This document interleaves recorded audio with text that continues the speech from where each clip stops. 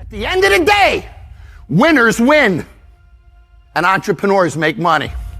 When we accept failure, we find success. When we don't own failure, we'll never find success.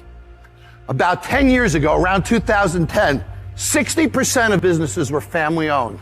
Today it's only 42% because people made excuses. They blamed Obamacare. They blamed the economy. They blamed whatever the hell they could come up with. But how many people during those years started businesses and became millionaires? Every one of those excuses was bullshit. Every single one. He or she who creates the best reaction wins. And that's what we have to get good at, is we have to understand how to cause people to react. If you own your failure, you'll own your success. So what is personal growth? You know, I think about entrepreneurship. Some of us are in this to do social good and make money. Some of us are into this for political causes and make money. Some of us are just here to make money. But we all have different motivations. So we all define growth differently. Could be a bigger house, a bigger car, whatever it is, we all define it differently. But what is common about growth? Benjamin Franklin, if you do tomorrow what you did today, you will get tomorrow what you got today. That is the definition of not growing.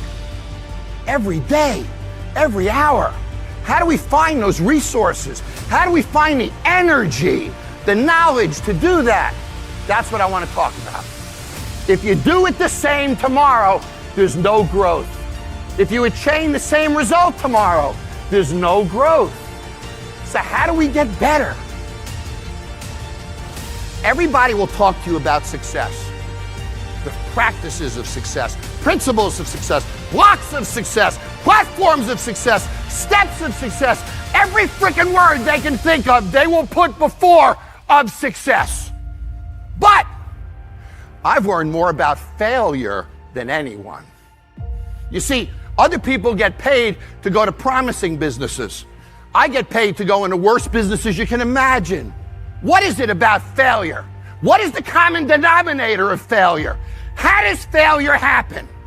I've learned the walk of failure, the talk of failure, the words of failure, the facial expressions of failure, and I finally landed on the common denominator of failure.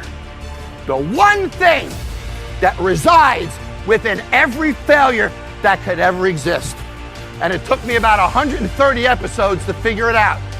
So, what is the common denominator of failure? Why are you failing? You never say because of me. Oh, it's the competition. It's the economy. It's the president.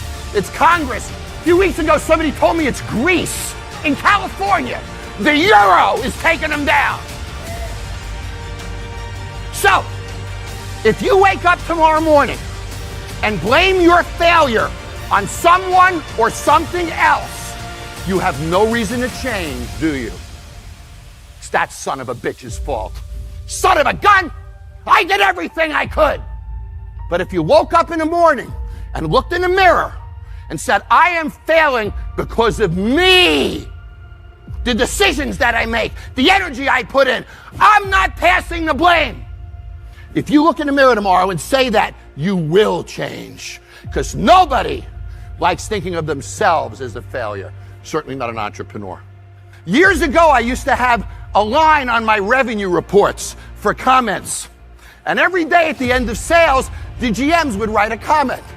So they'd write, snowing, no business. The next day, they'd write, cold, no business. The next day, first nice day, no business. So, if you give somebody a line to put an excuse in, they will put something in that line every freaking time. But you can't. You can't. Because you're the people who make it happen, aren't you? You're the entrepreneurs. You're the ones who start the businesses, aren't you? We're the ones who get them capitalized. We're the ones who create jobs. They blamed Obamacare. They blamed the economy. They blamed whatever the hell they could come up with. But how many people during those years started businesses and became millionaires? Every one of those excuses was bullshit. wasn't it? Think about it. Every single one. At the end of the day, winners win and entrepreneurs make money.